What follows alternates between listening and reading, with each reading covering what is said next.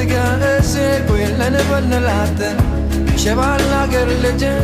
everybody. Welcome back to another episode of Learning with My Rabbis. Today we have a guest I'm truly honored to have with us, Rabbi Stewart Vogel, calling in all the way from Woodland Hills, California.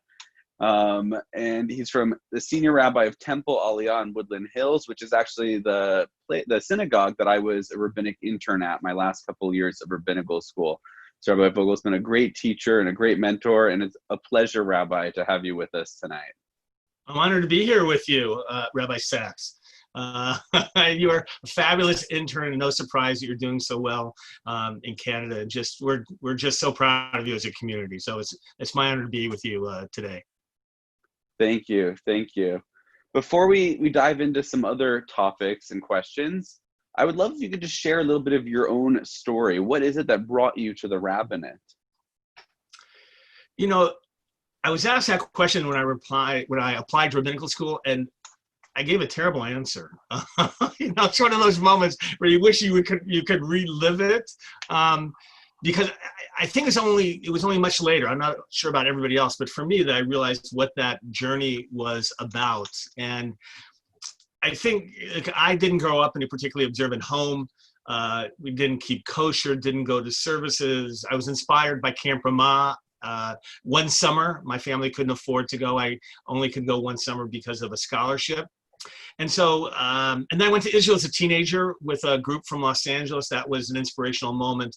My Bubby and Zadie, Polish born, and then made it through South America, then up to Los Angeles.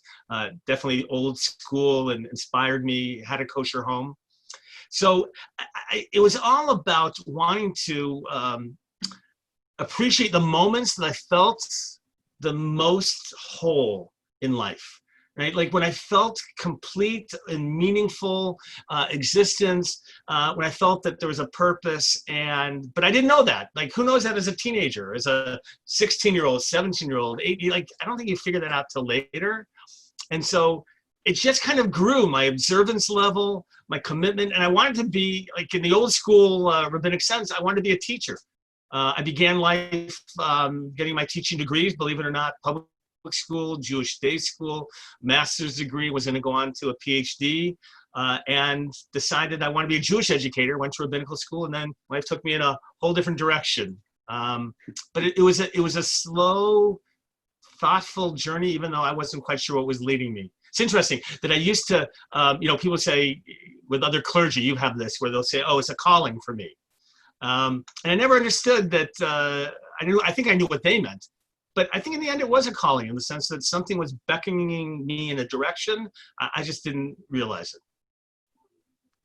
I love that. It's interesting. I don't often hear that language of calling amongst Jewish clergy. It's not so common, but so often when I hear stories, my own included, it seems like we were all really on this path. There's almost nothing else we could have done with our lives. We would have been happy in other routes. It's true, but we think of the calling as if it's that voice coming from heaven, right? Like God. Exactly. I heard the voice of God say one day, oh, Stewart Vogel, yeah, you're supposed to be a rabbi. But I think I think I've had a different understanding what it means to have a calling. I always laugh about it. My brother was the first person I told ever that I wanted to be a rabbi. And I was waiting for him to get very excited, and he wasn't surprised at all. He thought that was already my plan. And the same happened when I told my friends, the rest of my family. Everybody already thought that was my plan, and it was not even on my radar before that moment. So it's interesting. It's probably a definition of a calling, right? You just took you a while to hear it. They all heard the voice, calling out before I did. So you graduated from the Jewish Theological Seminary a couple of years back. I know recently you got your honorary doctorate for so many years out in the field and service.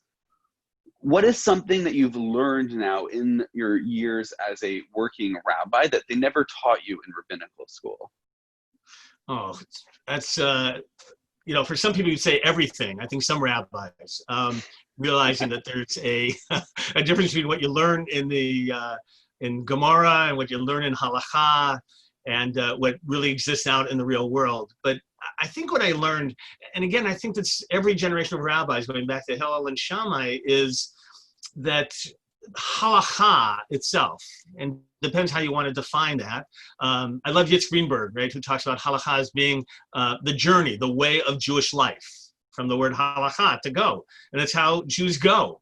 Understood differently by, different traditional exegetes, if you will. But for me, that halakha, the way, is that nexus between what you find in Gemara and in the codes and the real life of our people. And that's what I loved about, the idea of rabbi and the conservative movement being about the Mara Da'atra, which means that, the teacher of the place, the decider of the place, and that they know, and you really have to have that sense of awe of that role that you play. You cannot take it lightly, that hopefully to interpret tradition as it needs to be applied and lived in that community. And it's for me, I don't know about you, but it's a heavy burden. Yeah, we were just talking about before, it's nice in a way being number two that I get to make those types of suggestions to Rabbi Grover. But at the end of the day, I know the weight that those types of decisions hold on him of, is he making the right choice? What's best for this community? And it's a tough role, I can definitely see. Oh, I can tell you, trying to figure out what are the long-term implications, what does this, not just this mean at the moment, but what it turn into. I can tell you in particular, when we were dealing in my synagogue with interfaith issues, I don't think I ever had a moment more than trying to understand, what would be the implications for community, for the Jewish people, than in that moment. Would you mind going a little bit more into that? What exactly it is you and the community are doing in terms of welcoming interfaith families? Yeah, it's so interesting that if you ask any conservative synagogue, they'll tell you, oh yeah, we're welcoming of intermarried couples. And the question is, are they really? And my impression from speaking with such couples is that most communities are not. So when I talk about this, I like to distinguish between a couple different stages, if you will. We can talk about tolerating, you can talk about accepting, and ultimately, hopefully embracing. And I think many synagogues would say that they are accepting. I think if you ask the interfaith couples, they say that they're tolerated. And so the question is, how do you then change the whole culture, the whole mindset of how people approach intermarriage? And for my synagogue, more than 20 years ago, we, without changing the bylaws, and that happened more recently, and that's when I was really thinking about the real implications of change, allowed non-Jewish spouses to be members of the community with all the rights that entails. And what happened was we realized that they wanted to be part of community. Ultimately, United Synagogue and the RA, Rabbinical Assembly, and a joint task force, we distinguish between covenant and community in terms of those relationships of synagogue life. And you can certainly be part of the community, not necessarily part of the covenant, if you will, in terms of the non-Jewish members, but they're absolutely part of the community. So we made them full members, and with restrictions on observance and rituals that they could perform.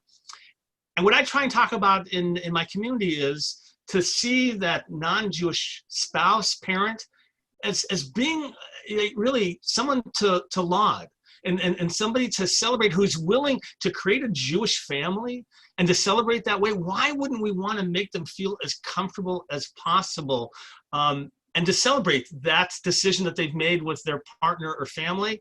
And I think we need to celebrate them more. And I think when we do, they're going to be more willing to come into community and to, frankly, I think, embrace and to feel even more connected and involved. I love that. I spoke about this, actually, this was my Rosh Hashanah sermon last year. And the data really backs up what you're saying, especially today in North America with the Pew study, when almost a quarter of Jews identify as no faith. When you have a partner, a Jewish partner and a non-Jewish partner who commit to raising a Jewish family, it's more than twice as likely that their kids are going to identify as Jewish than the child of two Jewish parents who really have no connection or Jewish identity. So if what we care about is keeping people as part of the covenant, right, welcoming those that are supporters of the covenant into our community really is the only logical way to go. So it's great.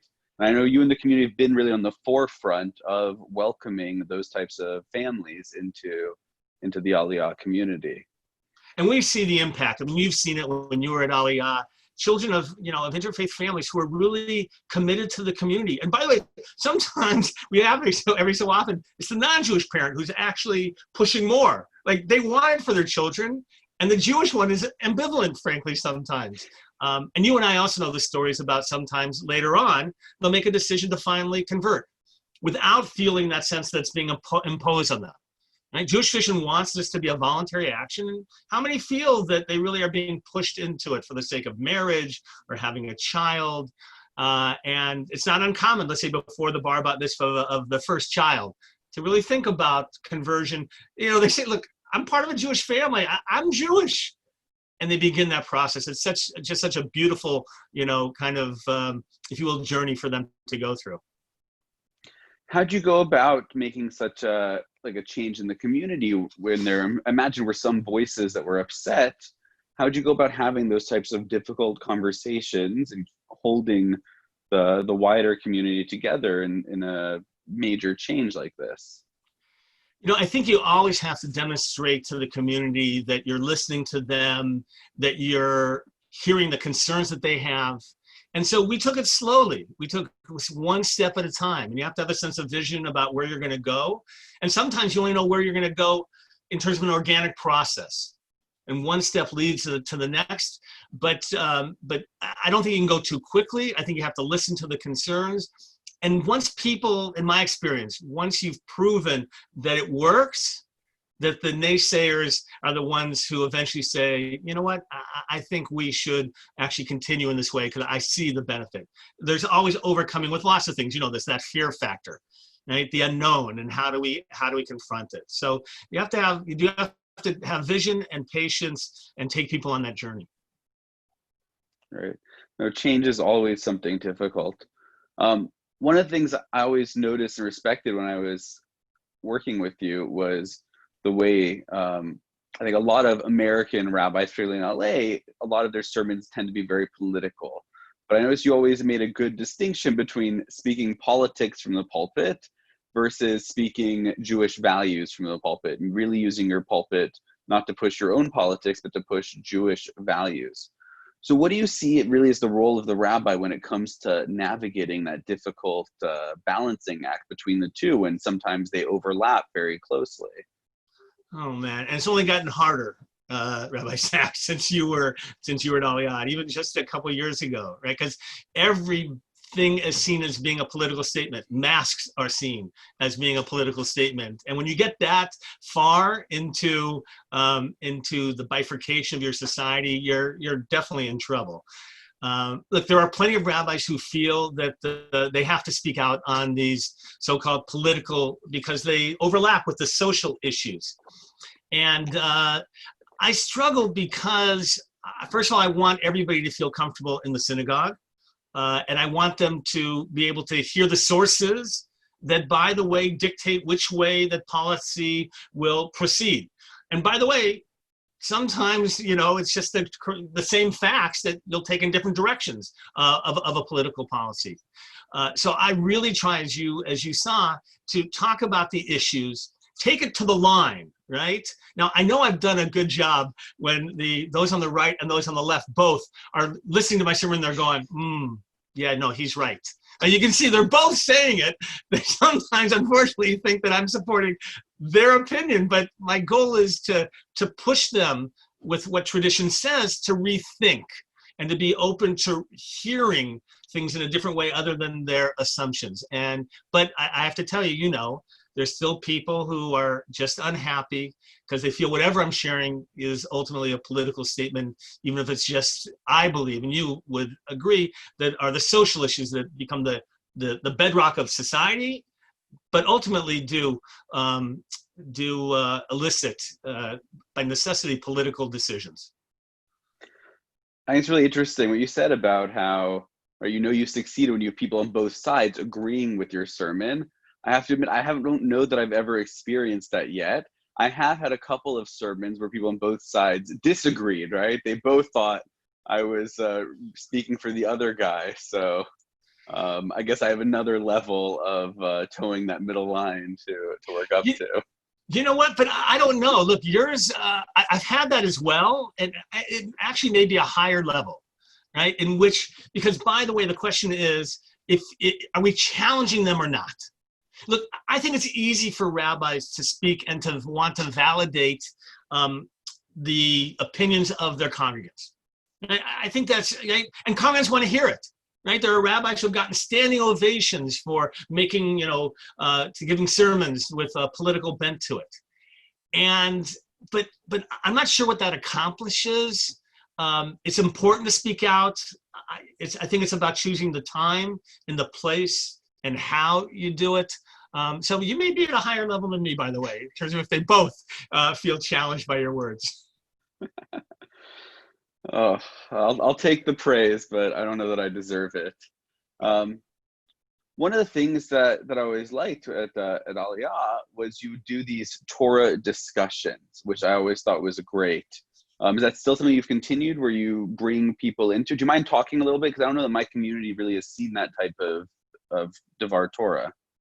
Yeah, I learned this from my mentor of blessed memory, Rabbi Harold Schulweis. And even I'd been in his congregation, Beth Shalom in Encino, before I was even a rabbi. I was there as a teenager. And he always used the Socratic method of engaging the congregation and breaking up the discussion rather than it being just one long sermon, if you will. And so what I try and do is each time is to try, as you've seen, to introduce some issue that people can respond to, and ultimately then to lead it back into the Torah. To say, look, these are issues every day that you struggle with, that you think about either in your lives, your family, in society, in your business, whatever you're doing. And then to draw out something from the Torah portion which addresses it, and they go, oh, tradition really speaks to my moment in life and to my everyday existence. And my own experience is that if you start with Torah, that very often people, they have a whole different approach. Right? They're just like, they're waiting for you to give the traditional way where you're going to lead towards a conclusion and the meaningfulness of it. And I think part of it is that some of the congregants, I think you know this, are trying to figure out the beginning. Okay, which part of the Torah portion is he going to get to? Right? What part is speaking? They're already trying to think in their heads. And the other part is that when people, I ask questions and people respond, they answer in terms of what it means to them. And in the end, people will come up to me. I remember the days now of the Kiddush lunch. Remember those good old days where people could eat together and talk together? And and people would say, Rabbi, I didn't raise my hand, but here's what I was thinking. I thought, you know what? Like, that's the greatest praise that I could ever accept, is that people actually thought about something during a discussion or a sermon. And so for our community, it works. And again, only because I saw it mentored out by Rabbi Schulweis and just sort of taken in my direction as well. That's great. I regret that I never got to meet him. He is an incredible rabbi, and I love reading his essays, his books, his collections. My shul's quite familiar with him, I think, 'cause I've quoted from him a number of times. He really, really was a tremendous teacher. So it's great that I got to at least be a student of his student and get some of his Torah filtered down. One of the things I remember... By the way. Yeah, go ahead, sorry. No, please. I was going to say, one of my great memories of when I worked with him, for 5 years as his assistant, and he was so humble. Like, you couldn't know that man through his writings, and he just had this ability to not see who he was. I'll give you one quick story. I walked into his office on a Monday morning, and he just hung up the phone, and he says, it was like 9 o'clock in the morning. He says, I was somebody from New York, and Rabbi so-and-so, and he was just asking me what I spoke about on Shabbat morning, because he heard already, right, like what I'd spoken about, and wanted to know a little bit more about it. And he looked at me and he said, like, how did he know what I spoke about on Shabbat morning? And I looked at him right in the eyes, I said, you are Rabbi Harold Schulweis. And it was like, he didn't get that. There was a great sense of humility about him. I really loved him and respected him in ways that, were just so unique to who he was as an amazing individual. Go ahead. Wow, sorry. It's a wonderful story. That's what this is about. To hear those kinds of stories, those things that we don't we don't usually get to talk about. I remember as your intern, one of the things you used to always do to me on the Bima on a Saturday morning was you would ask me questions. You know, what would you do if this happened, right? You would always keep me on my feet thinking, if the Torah fell, if the bat mitzvah student just stopped suddenly, or whatever it was. But I know right now we're going through something that I imagine even you didn't think was possible before. What would you do if your congregation couldn't come together, if you couldn't sit near a person, if you couldn't have food? Or so how have you in the community adapted now in the face of COVID? By the way, I just was reliving some of your looks at me when I would ask you those questions. Or like a deer in the headlights. Or sometimes, I don't know if you remember, I said, look, if I didn't make it to services this morning, right, if I just was sick, what would your Devar Torah be today? And I'm going to give you 10 minutes to like tell me what that would be. And I don't know whether to apologize now for that or not, but it was good training. It was good training. Good.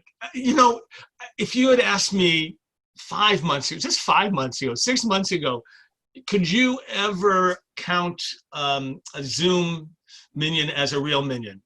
I would have said no. Like, there's no way that that was going to happen. You know, I accepted the conservative movement idea that that a minion had to be in place, and if you wanted to join afterwards, that's fine. But not that all 10 people would be on a Zoom, you know, call. And so, you know, now just take it from there. The fact that I'm sitting in my living room, you know, here in Los Angeles, most synagogues and many nationally are doing their services by Zoom and then live streaming. And so would I ever have thought that that would be the reality? Absolutely not. What's fascinating, though, is going to be the question of what do these changes mean? Because we're all changing our services. I don't know, there's 1 or 2 synagogues that are doing the same exact service they did before COVID-19 and just simply live streaming it. But there are many more who have had to rethink. So what does that experience feel like?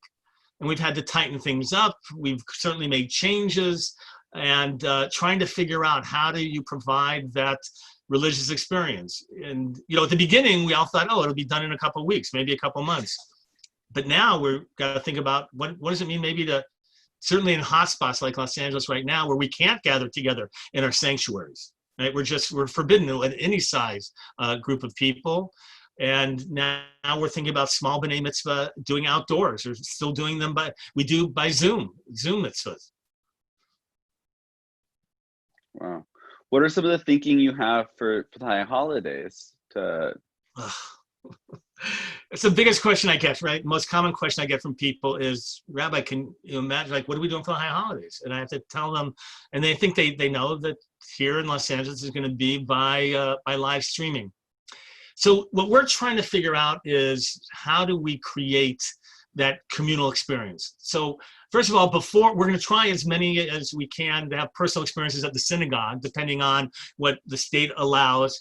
You know, for example, there's traditions of people coming up to the Ark at Ne'ilah. I don't know if you do that in your community at the end, and it's a highlight, isn't that, for many people? So we're going to try and figure out how during the month of Elul people could come in and to experience that, to hear the shofar, to come in and feel part the physical connection with their sacred space, if you will. We're talking about, believe it or not, a car nidre, which is you know, our parking lot, and you know, we can accommodate a couple hundred cars, and it's actually, because there's an incline, there's actually an area up those stairs where we're looking at to finalize having people be able to drive in to hear Kol Nidre, to see it in person, and then to be able to be safe by not getting out of their cars. Doing some other prayers with them, but trying to give them whatever we can that's not through the medium of the screen that your people are watching through right now, because there's only so long that you can sit in front of a screen, and to what degree it becomes personal. So you'll hear more about the Kar Nidre. But the Zoom, the other experience is going to be, the question we're asking right now is, how do we personalize that? people come to services for lots of reasons, for the prayers, for the feeling, the emotional connection that they have. But in addition to all of that, there's the sense of community that they feel. You know that. People come and they see friends that they haven't seen in a while. It's their annual check-in. They see, oh, the kids are so much bigger. Oh, they have grandchildren, great-grandchildren. So we're trying to figure out how to provide a little of that experience during the holy days. So we're going to do things like ask people to send in prayers, just short prayers that we're going to put on the screen at the same time that we're doing some of the other prayers. If they want to send in a picture of their family, we're going to figure out times, like maybe in between the services even, of sharing with your family and where they've gone to. We're going to be asking congregants to record, if they want, a 10-second video. That's all, no more than 10 seconds, about a theme. Like, what does it mean to listen this year? What does it mean to feel the sense of forgiveness this year? And then we're going to try and weave those all together into longer segments, 3-4 minutes or so. And they'll serve as kavanot, as reflections during the prayer experience itself, but hearing from congregants. And you'll see your fellow congregants. So we're trying to figure out every way we can to give people that additional connection, feeling part of a community, connected at a time that so many people are feeling disconnected. And what's more disconnected than sitting in your living room in front of a TV, in front of a computer without anybody, around you. So we're going to figure out how to get Machzorim to those who want a physical Machzor. The Rabbinical Assembly, as you know, is providing as well the Lev Shalem Machzor for congregants through virtual digital versions. We're working on that. So there's a lot to be done. It's going to be a lot of work. I don't know about you. Are you working like 3-5 times harder than you did ever before, and didn't imagine how you could work 3 or 5 times harder? It's absolutely crazy. And for significantly less programs, less things are happening, but the work that goes into them is so much more.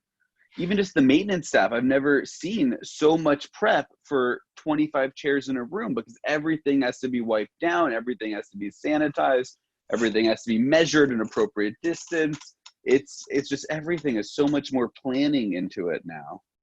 Yeah, everything. I tell people every day feels like the first day of the job. Right? Like you're making all new decisions, and things are changing from day to day. And you've never thought, as you opened up with that question, never thought about how would I do this differently? And all the time, I had a congregant not too long ago, you'll appreciate this, saying, oh, it must be so nice, to have all this extra time with everything being canceled. And I sort of just started laughing and said, if you only knew that everything is like 3 to 5 times as long, arranging for services on Shabbat.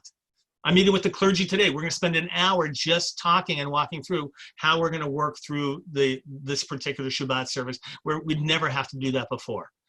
And everything is just so much more complicated.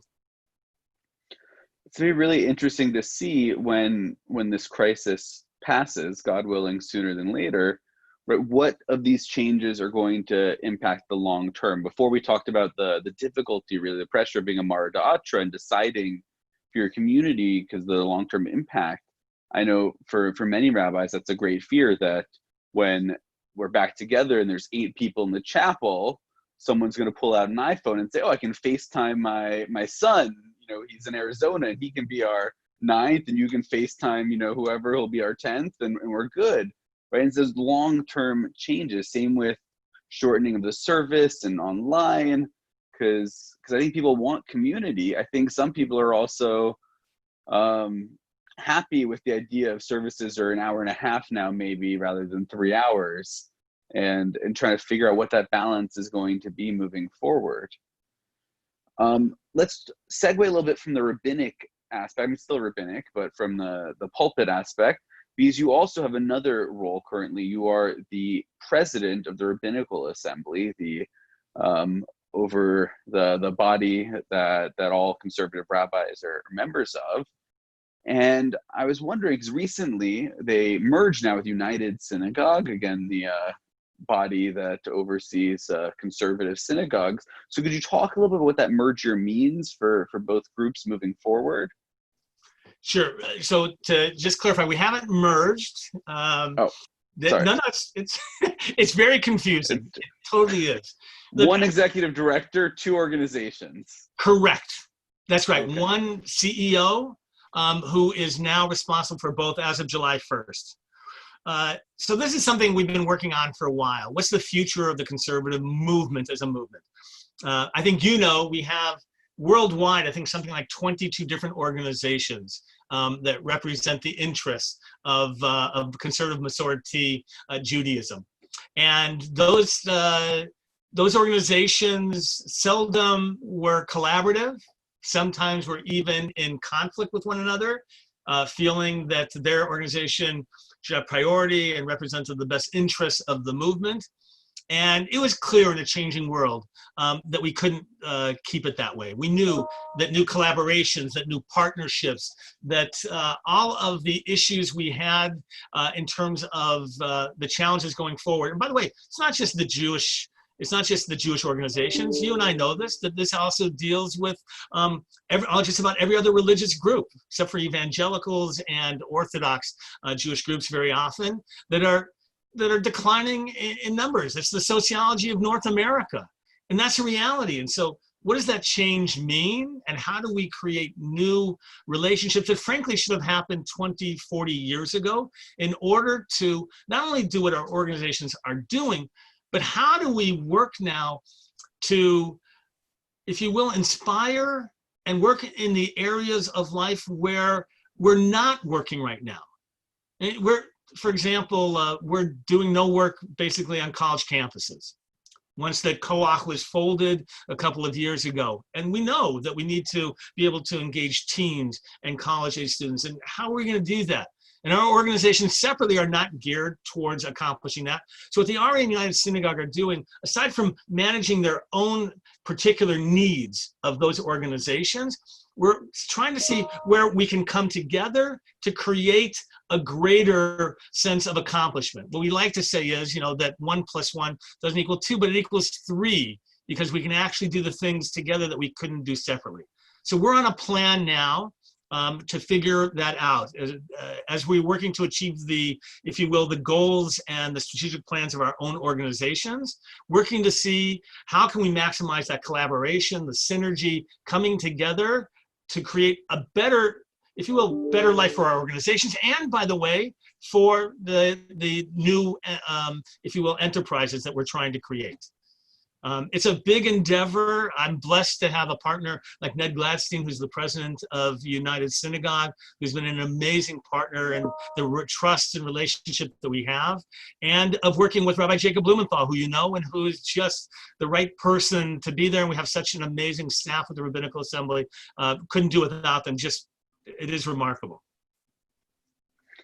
It was great. We got to meet Rabbi Blumenthal. Actually, we brought him in for our local Rabbinical Assembly Day of Learning, and he also gave a talk at the synagogue. I know people were very excited to hear some of his ideas and hopes for moving, at the time, the Rabbinical Assembly forward, but now United Synagogue as well.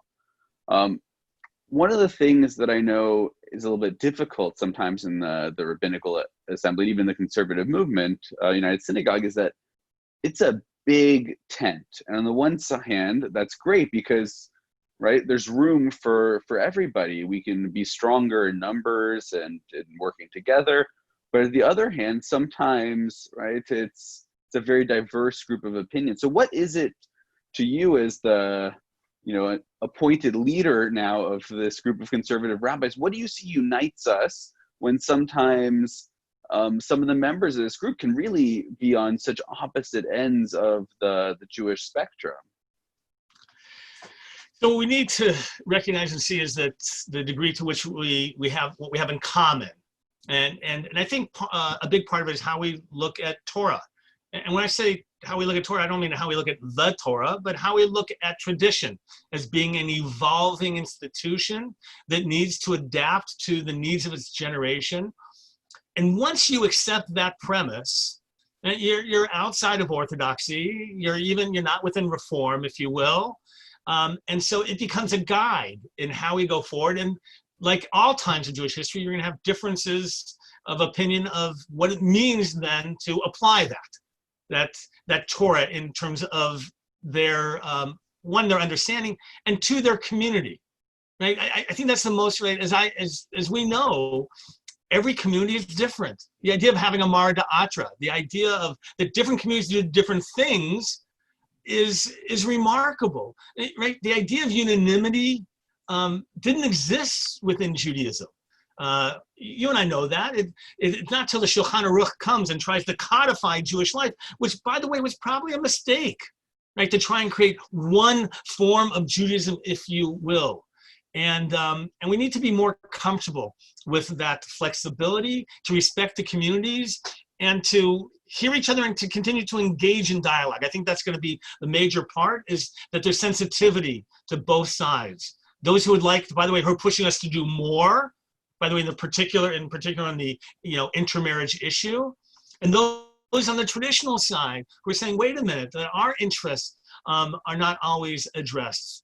And we're trying to do that, for example, with high holidays. We're trying to have workshops for congregations that will not be doing services by live streaming, and to recognize, look, there are different needs of different communities and their interpretation of halakha, and we want to respect that. And we want to not only respect it, but help you be able to be better at what you're doing and providing you those resources. So I think Torah ties us together. I think purpose and mission. It's hard being centrist, if you will, to some degree. You know that in this world when Absolutely. This interest, right?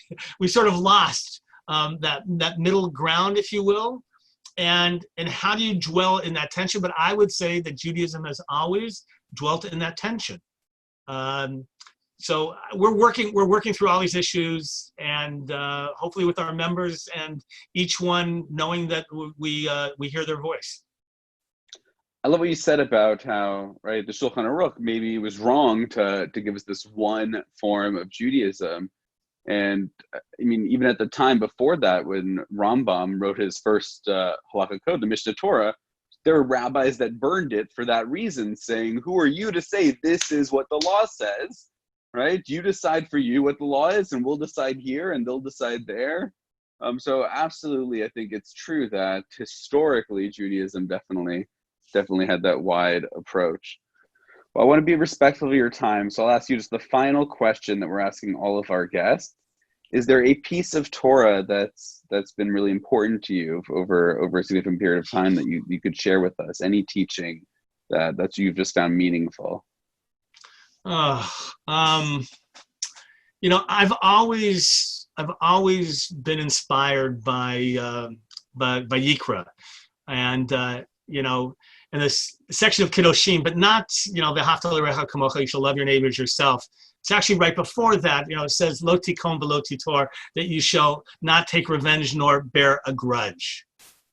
And I love that, and it's connected to v'ahavta l'recha kamocha, right? It comes right before that to say, like, that's how you love your neighbor, is by not holding something against them. And you have to let that go.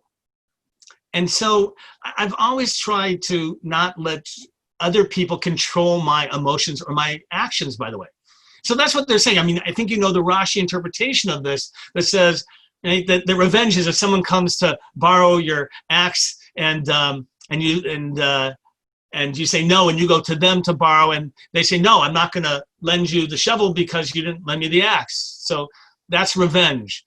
But even bearing a grudge, they say, so the neighbor comes to me and wants to borrow the axe, and I say no, but I go to him, and he says, look, I'll lend you the shovel, but you should know, right, in spite of the fact that you didn't lend me the axe.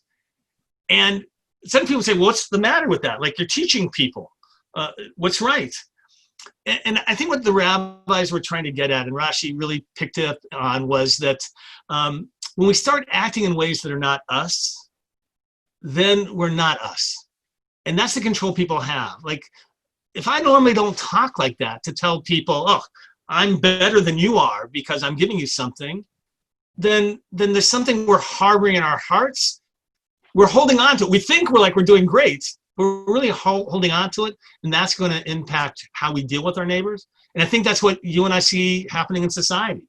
Isn't that people holding on to these misunderstandings, the inability to understand the other side, the inability to hear the other side, and we hold on to it. And when we hold on to it, we're never going to be able to to love our neighbor.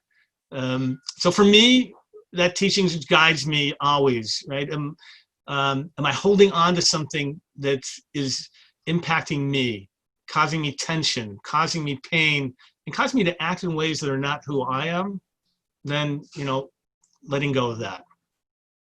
That's great. That's such an important teaching, I think, for this day and age, and a beautiful one. I want to thank you so much, Rabbi, for sharing your words, your Torah, your story with my community. It really is a pleasure. The whole point of this show is to share some of the teachers who helped shape who I am as a rabbi, and particularly to have one of my close mentors on the show. It's a privilege and an honor. So thank you so much.